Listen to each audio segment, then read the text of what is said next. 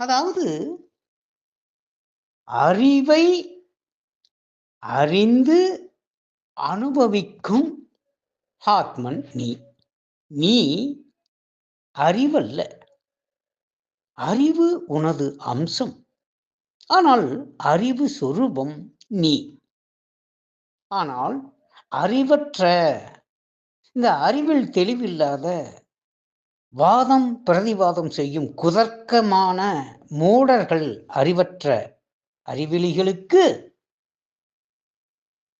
இதனால், இந்த சிந்தனையால் அவஸ்தைகள் பல உண்டாகும். ஏனென்றால் தெளிவு ஏற்படாமல் இவர்கள் துன்பத்திற்கு ஆளாவார்கள். ஏனென்றால் அறிவே நான் என்று கூறுவார்.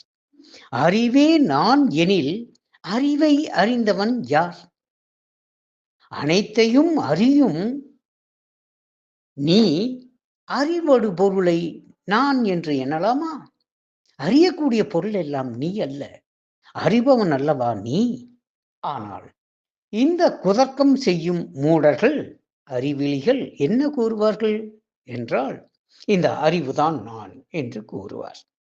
அறிவுதான் நான் எனில் எந்த அறிவு எனும் கேள்வி கேட்டால் அவர்கள் மீண்டும் வாதம் செய்வார்கள். ஆம், ஐம்புலன் வழியாக செல்லும் ஐந்தறிவு நீயா? இல்லை, அதனை அறிந்து பகுத்து பார்த்து முடிவு செய்யும் பகுத்தறிவு நீயா? இல்லை, இதற்கு மேல் யோகிகளும் ஞானிகளும் சித்தர்களும் கூறிச் சென்ற ஏழாம் அறிவேனும் சுட்டறிவு அது நீயா?